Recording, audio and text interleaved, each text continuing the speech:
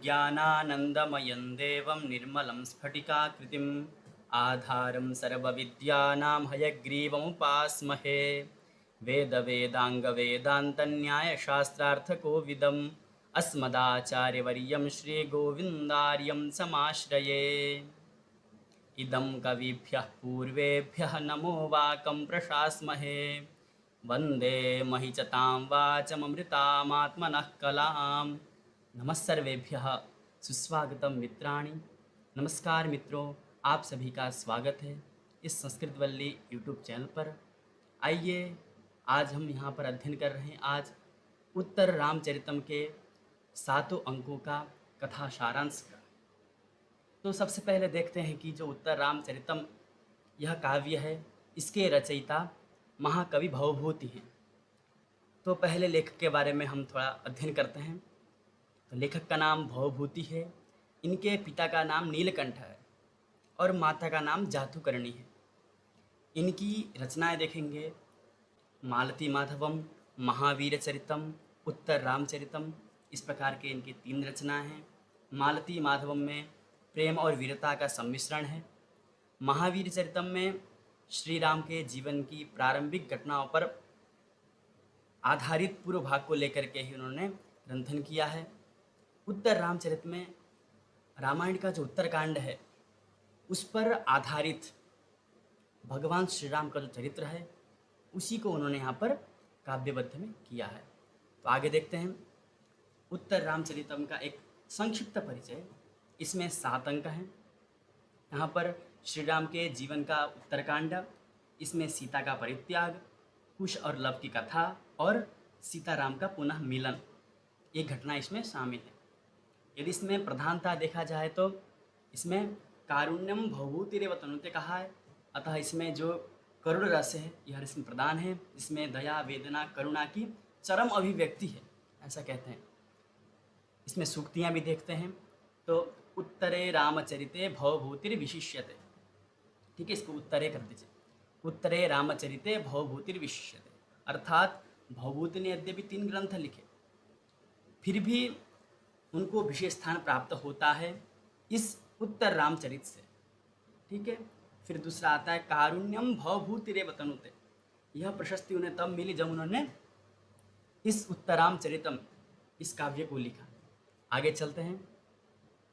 अब हम इस नाटक का अध्ययन करने जा रहे हैं। तो अध्ययन करने से पहले, कथा सारांश का अध्ययन करने से पहले इसमें कितने अंक हैं और प्रत्येक अंक का क्या क्या नाम है उसका हम पहले थोड़ा अध्ययन कर लेते हैं। तो देखिए, पहला अंक है, उसका नाम चित्र दर्शनम नाम का प्रथम अंक है। इसमें राम सीता के वनवास के प्रारंभिक दृश्य जो हमें चित्र के द्वारा देखने को मिलता है, सीता के परित्याग और राम के दुख का आरंभ।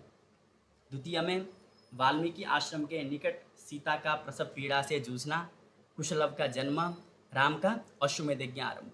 तृतीय छाया नाम है इसका, राम का पंचवटी में प्रवेश, सीता का अदृश्य रहना, राम वासंती का संवाद, राम की पीड़ा और अश्वमेध में सीता की स्वर्ण प्रतिमा बनाना, ठीक है। चतुर्थ में कौशल्या जनक योग नाम है, वाल्मीकि आश्रम में जनक, कौशल्या, वशिष्ठ का आगमन, बालक लव का परिचय और रामायण कथा का स्मरण। पंचम अंक का नाम है कुमार विक्रम, लक्ष्मणपुत्र चंद्रकेतु का आगमन, लव का अश्वरक्षकों से युद्ध, चंद्रकेतु का युद्ध के लिए तैयार होना। षष्ठ अंक का नाम है कुमार प्रत्यभिज्ञानम, दिव्य अस्त्रों से लव और चंद्रकेतु का युद्ध, राम का आश्रम में आगमन, कुश का प्रवेश, राम द्वारा कुश और लव की वहाँ पर पहचान करना। सप्तम अंक का नाम है सम्मेलनम, उसमें वाल्मीकि कृति का नाट्य अभिनय, सीता की पवित्रता का प्रमाण, कुश लव का राम के साथ पुनर्मिलन, सभी देवों का समर्थन। तो इस प्रकार से सारांश हमने जान लिया है। आइए विस्तृत रूप से अब हम यहाँ पर जानेंगे।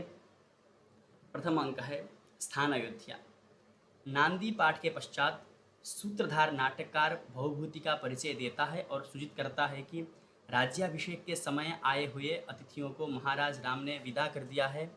महाराज दशरथ की पुत्री शांता के पति ऋष्यशृंग ने 12 वर्ष चलने वाला यज्ञ प्रारंभ किया है। उस यज्ञ में सम्मिलित होने के लिए महर्षि वशिष्ठ के नेतृत्व में राम की माताएं और अरुंधति गई हैं। सूत्रधार सीताभिषेक लोकापवाद का संकेत करता है और नट कहता है कि सीता की अग्निशुद्धि पर लोगों को अविश्वास है। सूत्रधार आशंका प्रकट करता है कि यदि यह बात राम तक पहुंचेगी तो अनिष्ट की संभावना है। नट विश्वास प्रकट करता है कि देवगण सर्वथा कल्याण करेंगे। महाराज जनक की विदाई से सीता दुखित है। उन्हें सांत्वना देने के लिए राम अंतःपुर में जाते हैं। तो प्रस्तावना देखिए। तदनंतर सीता को आश्वासन देते हुए राम का रंगमंच पर प्रवेश होता है। ऋष्यशृंग के आश्रम से महर्षि वशिष्ठ आदि का संदेश लेकर आए हुए अष्टावक्र का प्रवेश होता है। अष्टावक्र ने संदेश सुनाया कि वशिष्ठ ने सीता को आशीर्वाद दिया है कि वह वीर प्रसवा अर्थात वीर संतान को जन्म देने वाली होगी। अरुंधति और शांता आदि ने राम से आग्रह किया है कि वह गर्भिणी सीता की दोहदों को पूर्ण करें। दोहद अर्थात होता है इच्छा। गर्भावस्था में जो इच्छा की जाती है उसे क्या कहते हैं? दोहद कहते हैं। ये आप ध्यान दीजिएगा। ऋष्यशृंग ने कहा है कि वह पुत्रवती सीता का दर्शन करेंगे। वशिष्ठ ने राम को आदेश दिया है कि वह प्रजा को सर्वथा प्रसन्न रखें। इसके उत्तर में राम का कथन है कि मैं प्रजा को प्रसन्न रखने के लिए सीता को भी छोड़ सकता हूँ। राम का यह कथन सीता के भावी परित्याग की सूचना देता है। अष्टावक्र का प्रस्थान होता है। लक्ष्मण का प्रवेश होता है। वे खिन्न सीता के मनोविनोदार्थ के लिए राम और सीता को चित्रवीथि में रामचरित से संबद्ध चित्रों को देखने के लिए ले जाते हैं। इस चित्रवीथि में सीता की अग्निशुद्धि तक के चित्र हैं। राम सीता की पूर्ण पवित्रता की एक तिहाई घोषणा करते हैं। जृंभक अस्त्रों के चित्र को देखकर राम सीता को वर देते हैं कि ये जृंभक अस्त्र तुम्हारी संतान को प्राप्त होंगे। तत्पश्चात राम के विवाह, मंथरा वृत्तांत, वनवासार्थ जटाधारण, भागीरथी नदी, यमुना तटवर्ती वटवृक्ष, विराध राक्षस घटना, जनस्थान मध्यवर्ती प्रश्रवण पर्वत, गोदावरी नदी, शूर्पणखा विवाद, सीता के रावण द्वारा हरण की स्मृति, राम के द्वारा सीता को आश्वासन, जटायु के पराक्रम का चित्र, कुंजवान पर्वत, मतंग ऋषि के आश्रम में श्रमणा नामक सिद्ध तपस्विनी, पंपा सरोवर, हनुमान, माल्यवान पर्वत के चित्रों को देखना शामिल है। सीता को वन विहार और गंगा स्नान का दोहद भी प्रस्तुत किया जाता है। तदर्थ राम लक्ष्मण को रथ लाने का आदेश देते हैं। सीता को नींद आना, दुर्मुख नाम दूत का प्रवेश होता है। वह सीताभिषेक लोकापवाद की सूचना राम को देता है। इस सूचना से राम मूर्छित हो जाते हैं। लोकाराधन के लिए राम का सीता को निर्वासित करने का निश्चय होता है। राम अपने आप को दोषी बतलाते हैं। राम के आदेशानुसार लक्ष्मण सीता को रथ में बैठाकर वन में छोड़ने के लिए जाते हैं। यहाँ पर प्रथम अंक की समाप्ति होती है। द्वितीय अंक स्थान दंडकारण्य का जनस्थान प्रदेश। यहाँ पर विष्कंभक का प्रयोग हुआ है। विष्कंभक में सीता परित्याग के बाद 12 वर्षों में घटित घटनाओं की सूचना दी गई है। तपस्विनी, आत्रेयी और वनदेवता का प्रवेश होता है। आत्रेयी ने सूचित किया है कि किसी देवता ने महर्षि वाल्मीकि को कुश और लव नामक 2 बालक लाकर समर्पित किए हैं। ये बालक अभी माता का दूध छोड़ चुके हैं। दोनों बालक अद्भुत गुणों वाले हैं। इन्हें रहस्य सहित जृंभक अस्त्र जन्मसिद्ध प्राप्त है। वाल्मीकि ने इन बालकों का पालन पोषण किया है। उनके लिए क्षेत्रीयोचित उपनयन संस्कार किया और वेदत्रयी सहित अन्य 3 विद्याएं, आन्वीक्षिकी, वार्ता तथा दंड नीति सिखाई है। दोनों बालक अत्यंत प्रतिभाशाली हैं। महर्षि वाल्मीकि को क्रौंचवत की घटना के कारण दया आती है और सहसा मानुषाद श्लोक का उद्गार होता है। इसके बाद ब्रह्मादेव महर्षि वाल्मीकि को आर्ष दृष्टि प्रदान करते हैं और आदेश देते हैं कि वे रामचरित का वर्णन करें। आत्रेय सूचित करते हैं कि ऋष्यशृंग का 12 वर्ष चलने वाला यज्ञ समाप्त हो गया है। वशिष्ठ, अरुंधति और अन्य मुनि सीता परित्याग के कारण राम से अप्रसन्न होकर वाल्मीकि के आश्रम में जाते हैं। उधर राम ने अश्वमेध नामक यज्ञ प्रारंभ किया है और उसमें पत्नी के स्थान पर सीता की स्वर्ण मूर्ति स्थापित की है। दिग्विजय के लिए अश्वमेध का घोड़ा छोड़ा गया है और उसके रक्षकों का नेतृत्व लक्ष्मण के पुत्र चंद्रकेतु कर रहे हैं। इसी बीच एक ब्राह्मण बालक की अकाल मृत्यु होती है और आकाशवाणी होती है कि शंभुक नामक एक शूद्र तपस्वी हैं, उसे मारकर ब्राह्मण बालक को पुनर्जीवित करना होगा। राम शंभुक को ढूंढते हुए दंडकारण्य में जाते हैं। विष्कंभक राम शंभुक को मारते हैं, परंतु शंभुक दिव्य पुरुष का धारण करके राम के प्रति कृतज्ञता प्रकट करता है। शंभुक से यह जानकर कि यह दंडक वन है, राम पूर्व घटनाओं को स्मरण करते हैं और विलाप करते हैं। अगस्त्य के निमंत्रण पर पंचवटी दर्शन के बिना ही पुष्पक विमान द्वारा राम अगस्त्य के आश्रम के लिए प्रस्थान करते हैं। यहाँ पर द्वितीय अंक की समाप्ति होती है। तृतीय अंक, स्थान दंडकारण्य का पंचवटी प्रदेश। विष्कंभक में शरीरधारी तमसा एवं मुरला नामक दो नदी देवताओं का प्रवेश होता है। उनके संवाद से ज्ञात होता है कि सीता के परित्याग से राम अत्यंत दुखित एवं शोकाकुल हैं। गोदावरी नदी से प्रार्थना की गई है कि वह राम के जीवन के प्रति सावधान रहे। कुश और लव के विषय में और विवरण प्राप्त होता है कि वाल्मीकि के आश्रम के समीप सीता को छोड़कर जब लक्ष्मण लौट जाते हैं, तब सीता प्रसव पीड़ा से पीड़ित होकर स्वयं को गंगा के प्रवाह में डाल देती है। वहाँ उनके दो पुत्र उत्पन्न होते हैं। गंगा और पृथ्वी की कृपा से सीता को पाताल लोक में ले जाया जाता है। जब दोनों बालकों ने माता का दूध छोड़ दिया, तब देवी गंगा ने स्वयं दोनों बालकों को महर्षि वाल्मीकि को समर्पित किया। इधर राम अगस्त्य के आश्रम से लौटकर पंचवटी में प्रवेश करते हैं। गंगा को संदेह होता है कि कहीं राम कुछ अनिष्ट न कर दें, अतः वह सीता सहित गोदावरी के पास जाती है। उस दिन कुश और लव की 12वीं वर्षगांठ थी। गंगा ने सीता को आदेश दिया कि वह अपने हाथ से एकत्रित पुष्पों से सूर्य की पूजा करे। साथ ही सीता को सिद्धि प्रदान की गई कि वह अदृश्य हो जाएगी। वह न केवल मनुष्यों अपितु वन देवताओं द्वारा भी न देखी जा सकेगी। अतः आय का वर्णन में राम भी सीता को देख नहीं पाते हैं। सीता गोदावरी के जल से निकलती है और साक्षात करुणा की मूर्ति तथा शरीर धारिणी विरह व्यथा प्रतीत होती है। राम पंचवटी में प्रवेश करते हैं। अपने पूर्व परिचित स्थलों को देखकर वे मूर्छित हो जाते हैं। सीता अपने हाथ के स्पर्श से राम को होश में लाती है। राम सीता के प्रति अपने हार्दिक एवं मार्मिक उद्गार प्रकट करते हैं। सीता अदृश्य रहते हुए राम को हार्दिक भावों से परिचित होती है। वन देवता वासंती पंचवटी में राम से मिलती हैं। राम वासंती से वार्तालाप करते हैं। उधर अदृश्य रहते हुए सीता तमसा संवाद करती है। पंचवटी के मनोहर दृश्यों का वर्णन है। वासंती राम से सीता के विषय में प्रश्न करती हैं तथा सीता परित्याग के लिए राम की भर्त्सना करती हैं कि कीर्ति लाभ के लिए क्या सीता का परित्याग उचित था। राम दुखित होते हैं और आशंका प्रकट करते हैं कि वन में सीता को कोई हिंसक पशु खा गया होगा। वे भावावेश में विलाप करते हैं। राम फिर से मूर्छित हो जाते हैं और सीता के हस्तस्पर्श से होश में आते हैं। राम सूचित करते हैं कि उन्होंने अश्वमेध यज्ञ का प्रारंभ किया है। उसमें पत्नी के स्थान पर सीता की स्वर्ण प्रतिमा स्थापित की है। राम अश्वमेध के लिए अयोध्या लौट जाते हैं। सीता अपने पुत्रों की वर्षगांठ मनाने के लिए गंगा के पास जाती है और यहीं पर तृतीय अंक की समाप्ति होती है। चतुर्थ अंक, स्थान महर्षि वाल्मीकि के आश्रम के समीपवर्ती स्थान। वाल्मीकि के शिष्य सौधार्तकी एवं दांडायन के संवाद से ज्ञात होता है कि वाल्मीकि के आश्रम में वशिष्ठ, अरुंधति, राम की माताएं तथा जनक अतिथि रूप में आए हुए हैं। सीता के शोक से संतप्त राजर्षि जनक आश्रम के बाहर वृक्ष के नीचे बैठे हैं। जनक का प्रवेश होता है। वे सीता के शोक में विलाप करते हैं। वशिष्ठ के आदेशानुसार अरुंधति कौशल्य के साथ जनक से मिलने जाती है। जनक और कौशल्या सीता के शोक से दुखित हैं तथा राम और सीता के विवाह के पश्चात घटित घटनाओं को स्मरण कर वे और अधिक दुखित होते हैं। अरुंधति बताते हैं कि वशिष्ठ ने बताया कि इस दुखद कथा का अंत सुखद होगा। नेपथ्य में शिष्टानाध्याय कारण बालकों का कोलाहल होता है। बालकों में राम के सदृश आकृति वाला एक बालक दिखाई देता है। जनक उसे कंचुकी से बुलवाते हैं।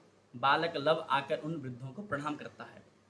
कौशल्या यह देखकर आनंदित होती है कि लव की आकृति सीता से मिलती जुलती है। कौशल्या लव से उसके माता पिता के नाम पूछती है।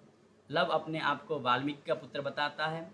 लव रामायण की कथा तथा उसके पात्रों जैसे राम, लक्ष्मण, जनक आदि के विषय में जानकारी प्रकट करता है। जनक के पूछने पर दशरथ के किस किस पुत्र के कितने संतान हैं, लव सूचित करता है कि यह अंश अभी अप्रकाशित है और वाल्मीकि ने इसे मेरे बड़े भाई कुश के संरक्षण में भरत मुनि के पास अभिनय के लिए भेजा है। इसी बीच अश्वमेध का यज्ञ का अश्व आश्रम के समीप आता है। बालकों को घोड़ा दिखाने ले जाया जाता है। अश्वरक्षकों से विवाद बढ़ने पर लव अपना धनुष उठाकर युद्ध के लिए तैयार हो जाता है और यहीं पर चतुर्थ अंक की समाप्ति हो जाती है। पंचम अंकम, सारथी सुमंत्र के साथ लक्ष्मण के पुत्र चंद्रकेतु का प्रवेश होता है। दोनों यह देखकर आश्चर्यचकित हैं कि लव ने अश्वरक्षकों को पराजित कर उन्हें मार भगाया है। चंद्रकेतु लव को युद्धार्थ आह्वान करता है। वार्तालाप के दौरान विघ्न डालने पर लव जृंभक अस्त्र का प्रयोग करके सैनिकों को परास्त कर देता है। लव राम के शौर्य को कम आंकता है और उन पर आक्षेप करता है। क्रोधित चंद्रकेतु लव से युद्ध के लिए तैयार हो जाता है और यहीं पर पंचम अंक की समाप्ति हो जाती है। षष्ठ अंक, विष्कंभक में विद्याधर और विद्याधरी के संवाद से पता चलता है कि लव और चंद्रकेतु के बीच दिव्य अस्त्रों से भीषण युद्ध चल रहा है। चंद्रकेतु ने आग्नेयास्त्र छोड़ा, उसके प्रतिकार में लव ने वारुणास्त्र का प्रयोग किया, फिर चंद्रकेतु ने वायव्यास्त्र से प्रत्युत्तर दिया। इसी समय शंभुक के वध के बाद राम का प्रवेश होता है। लव और चंद्रकेतु राम को प्रणाम करते हैं। राम लव को देखकर प्रसन्न होते हैं और उसे गले लगाते हैं। लव जृंभक अस्त्र लौटा लेता है और बताता है कि यह अस्त्र उसे जन्मसिद्ध है। भरत मुनि के आश्रम से लौटे हुए कुश का प्रवेश होता है। कुश राम से परिचय प्राप्त कर प्रणाम करता है। राम कुश और लव को देखकर अनुमान लगाता है कि ये दोनों सीता के पुत्र हैं। जुगल युगल और इनके पास जन्म सिद्ध जृंभक अस्त्र हैं, परंतु जब राम सीता के विषय में प्रश्न पूछते हैं तो उनके उत्तर उदासीन जैसे लगते हैं, जिससे राम अपना अनुमान त्याग देते हैं। शिशु कलह की आवाज़ सुनकर वशिष्ठ, वाल्मीकि, जनक, दशरथ की रानियाँ और अरुंधति वहाँ पहुँचते हैं। शोक संतप्त और लज्जित राम उनको प्रणाम करने के लिए जाते हैं और यहाँ पर षष्ठ अंक की समाप्ति होती है। सप्तम अंक, वाल्मीकि की कृति का अप्सराओं द्वारा नाट्य अभिनय किया जाता है। इसमें राम सहित समस्त प्रजा की उपस्थिति होती है। वाल्मीकि की तपस्या के प्रभाव से सभी देवदानव चराचर प्राणी वहाँ आए हैं। इस गर्भ नाटक का उद्देश्य है सीता को पूरी तरह निर्दोष सिद्ध करना तथा कुश लव के राम के साथ पुनर्मिलन को सुखांत बनाना। नाटक में सीता के परित्याग से लेकर कुश लव के जन्म तक की कथा प्रस्तुत होती है। सीता प्रसव पीड़ा से पीड़ित होकर स्वयं को गंगा के जल में डालती है, जहाँ पुत्र जन्म देती है। गंगा और पृथ्वी दोनों एक एक बालक लेकर सीता को जल से बाहर लाती है। पृथ्वी राम पर क्रोधित होती है कि सीता के परित्याग कारण यह सब हुआ, पर गंगा उसे समझाती है। आकाश में तेज प्रकाश होता है, जिसमें प्रकाशमय जृंभक अस्त्र कुश और लव को प्राप्त होते हैं। पृथ्वी आदेश देती है कि सीता दूध छोड़ने तक दोनों बालकों की पालन पोषण करें। तत्पश्चात गंगा बालकों को महर्षि वाल्मीकि को समर्पित करती है। सीता के रसातल में रहने की खबर सुन राम मूर्छित हो जाते हैं। इस समय सीता गंगा और पृथ्वी के साथ जल से प्रकट होती है। सीता के हस्तस्पर्श से राम होश में आते हैं। पृथ्वी कहती है कि अब उसने अपनी उत्तरदायित्व पूरी कर दी। राम पृथ्वी की कृतज्ञता प्रकट करते हैं। अरुंधति सीता की पवित्रता का घोषणा करती है। सभी देवदानव एवं प्राणी वर्ग सीता का समर्थन करते हैं। राम निर्दोष सीता को स्वीकार करते हैं। वाल्मीकि कुश और लव के साथ प्रवेश करते हैं। कुश लव अपने माता पिता से मिलते हैं। भरतवाक्य के साथ नाटक का सुखद अंत होता है। तो इसी प्रकार से यह उत्तर रामचरित जो नाटक है उसके कथा सारांश का हमने अध्ययन कर लिया है। आइए आगे और देखते हैं कि उत्तर रामचरितम के 7 अंकों का बिंदु रूप सारांश। इसमें हम बिंदु बिंदु मात्र से जानेंगे, जिससे हम उसके बारे में अच्छे से लिख सकते हैं और अपने ध्यान में भी रख सकते हैं। तो आइए, प्रथम अंक, राज्याभिषेक के बाद सीता के विषय में लोकापवाद फैला है। ऋष्यशृंग द्वारा यज्ञारंभ, जिसमें सीता को वीर प्रसवा होने का आशीर्वाद है। लक्ष्मण चित्रवीथि में राम सीता को ले जाते हैं। वहाँ जीवन की घटनाओं के चित्र देखकर सीता को वन विहार की इच्छा होती है। दुर्मुख नामक दूत राम को लोकापवाद की सूचना देता है। अंततः राम सीता का परित्याग करने का निर्णय लेते हैं। द्वितीय अंक, तपस्विनी आत्रेय और वनदेवता वासंती के संवाद में अनेक घटनाएं उजागर होती हैं। सीता का निर्वासन, वाल्मीकि के आश्रम में अद्भुत बालकों का आगमन, राम द्वारा स्वर्णमयी सीता की मूर्ति बनवाकर अश्वमेध यज्ञ की तैयारी, माता कौशल्या, अरुंधति आदि वाल्मीकि आश्रम में सीता के दुख से विदित होकर पहुंचना, शंभुक नामक शूद्र द्वारा तप का वर्णन, राम का शंभुक वध एवं पंचवटी में प्रवेश। तृतीय अंक, सीता के जल प्रवेश और लवकुश के जन्म की कथा तमसा और मुरला द्वारा कही जाती है। सीता गंगा में कूदती है। गंगा और पृथ्वी उन्हें रसातल में ले जाती हैं। बालकों को वाल्मीकि को सौंपा जाता है। राम पंचवटी में सीता की स्मृति में मूर्छित हो जाते हैं। सीता छाया रूप में प्रकट होकर स्पर्श से राम को चेतना देती हैं। वासंती राम को सीता के निर्वासन पर उलाहना देती है। राम का हृदय वेदना से भरा विलाप। चतुर्थ अंक, वाल्मीकि आश्रम में लव और अन्य पात्रों का संवाद। वशिष्ठ, अरुंधति, कौशल्य आदि वहाँ पहले से उपस्थित। जनक का भी आगमन, सीता के लिए दुख, लव का परिचय, सभी को कौतूहल। अश्वमेध, अश्व की घोषणा सुन लव का क्रोध, लव द्वारा अश्व को पकड़ लेना। पंचमोंक, लव की बाण वर्षा से यज्ञ सेना विचलित। कुमार चंद्रकेतु का प्रवेश, लव की वीरता की सराहना, युद्ध प्रारंभ, जृंभकास्त्र का प्रयोग, युद्ध विराम में दोनों वीरों का संवाद, लव अश्वग्रहण का कारण बताता है, रक्षकों की दर्पपूर्ण वाणी, पुनः युद्ध की तैयारी। षष्ठोंक, विद्याधर और उसकी स्त्री के संवाद में लव चंद्रकेतु का युद्ध वर्णन, अग्नि जल वायु अस्त्रों का प्रयोग। शंभुक वध के बाद राम युद्ध स्थल में आते हैं, लव को देखकर वात्सल्य भाव, उसका भी आगमन। राम को संदेह, क्या है सीता के पुत्र हैं। लव कुश द्वारा रामायण के श्लोकों का पाठ। वशिष्ठ, वाल्मीकि, जनक आदि के आगमन की सूचना। राम का लज्जित भाव। सप्तमोंक, एक दिव्य नाटक का मंचन। सीता का जल में प्रवेश, गंगा और पृथ्वी उन्हें शिशुओं सहित बाहर लाती है। पृथ्वी राम की कठोरता की निंदा करती है, गंगा कारण बताती है। सीता को बालकों की रक्षा हेतु आदेश। दृश्य देख राम मूर्छित। अरुंधति सीता को लेकर मंच पर आती है, सीता राम की परिचर्या कर उन्हें होश में लाती है। वाल्मीकि लवकुश को राम को समर्पित करते हैं। शत्रुघ्न लवणासुर वध कर आगमन, चारों ओर प्रसन्नता का वातावरण। इस प्रकार से 7वें अंक की समाप्ति होती है। तो इस प्रकार से हमने आज उत्तर रामचरितम के कथा सारांश को पढ़ा। पहले कथा के स्वरूप में पढ़ा, बाद में इसे बिंदु स्वरूप में पढ़ा। आशा करता हूँ यह पाठ आप सभी को समझ में आया। ओम पूर्णमदः पूर्णमिदं पूर्णात् पूर्णमुदच्यते पूर्णस्य पूर्णमादाय पूर्णमेवावशिष्यते। ओम शांति शांति शांति। नमः संस्कृताय, नमः सर्वेभ्यः।